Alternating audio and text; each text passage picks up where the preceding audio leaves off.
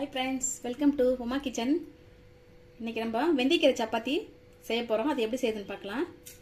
நான் வந்து ஒரு கட்டு வெந்தயக்கீரை எடுத்து அதுல பாதி எடுத்து வச்சிருக்கேன். க்ளீன் பண்ணி அலசி எடுத்து வச்சிருக்கேன், கட் பண்ணி வச்சிருக்கேன் பொடி பொடியா. இப்போ அரை கப் கோதுமை மாவு எடுத்து வச்சிருக்கேன்.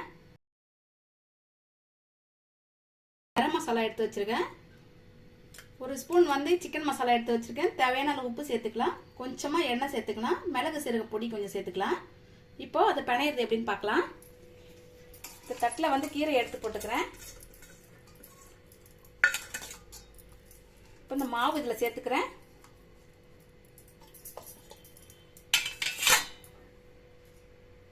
அரை ஸ்பூன் மிளகு சீரகம் பொடி சேர்த்துக்கிறேன். கரம் மசாலா சேர்க்கிறேன்.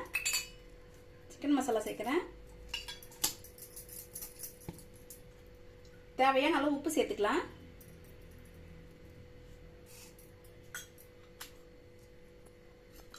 நான் ஒரு 2 ஸ்பூன் எண்ணெய் சேர்க்கிறேன். இதுல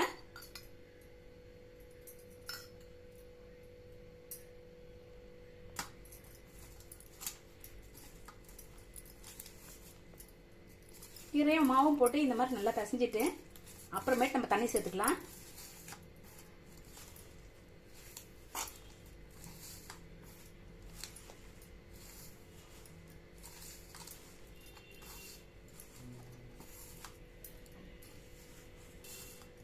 வெந்தயக்கீரையும் கோதுமை மாவும் நல்லா சப்பாத்தி செஞ்சு சாப்பிட்டா சுகருக்கெல்லாம் ரொம்ப நல்லது. இதுக்கு வந்து தேங்காய் சட்னி, தக்காளி சட்னி அந்த மாதிரி எதனா நம்ம செஞ்சு சாப்பிட்டுக்கலாம். ரொம்ப நல்லா இருக்கும்.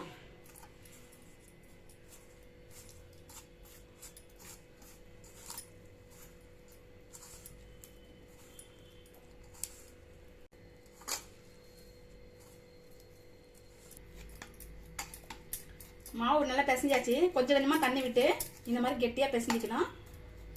ஒரு 5 நிமிஷம் ஊற விட்டு நம்ம செஞ்சுக்கலாம்.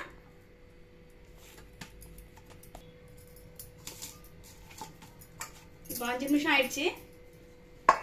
இப்போ மாவு வந்து நல்லா உருண்டையாக எடுத்துக்கலாம்.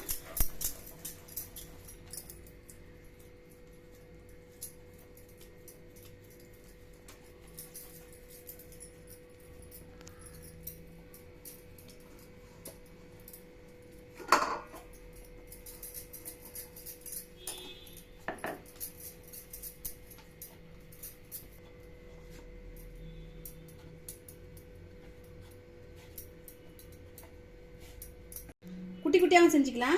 இல்லை பெருசாக வேணும்னா இந்த மாதிரி பெரிய பெரிய உருண்டையாகவும் போட்டுக்கலாம். நான் வந்து பெருசாக போட்டிருக்கேன். தேவைப்பட்டால் இங்கே குட்டி குட்டியாக கூட போட்டுக்கலாம். நான் வந்து பெருசு பெருசாக போட்டிருக்கேன். குட்டி பசங்களுக்கு தேவைன்னா குட்டி குட்டியாக போட்டு சின்ன சின்னதாக செஞ்சு தரலாம்.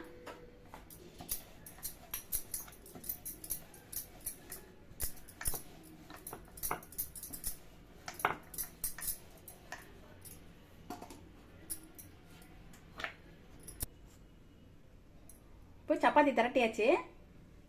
இப்போ ஸ்டவ் ஆன் பண்ணி இல்லை கல் வச்சு சப்பாத்தி செஞ்சுக்கலாம்.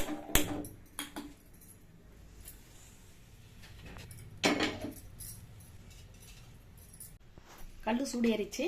இப்போ நம்ம சப்பாத்தி போட்டுக்கலாம்.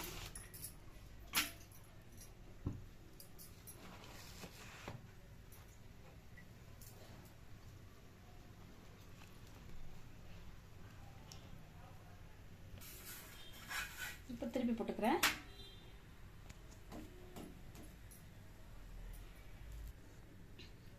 ஒரு ஸ்பூன் எண்ணெய் சேர்த்துக்கிறேன். குட்டி குட்டி டீஸ்பூன்றதுனால நான் 2 ஊற்றுறேன். பெரிய டீஸ்பூனா 1 ஊற்றினா போதும்.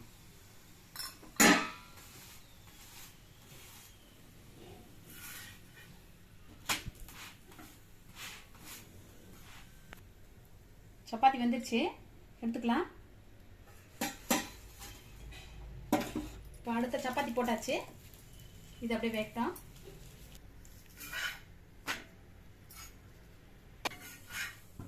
இப்போ வெந்துடுச்சு, எடுத்துடலாம். சூப்பரான வெந்தயக்கீரை சப்பாத்தி ரெடி ஆயிடுச்சு பாருங்க. கண்டிப்பாக ட்ரை பண்ணுங்க. சப்ஸ்கிரைப் பண்ணுங்க, லைக் போடுங்க, ஷேர் பண்ணுங்க.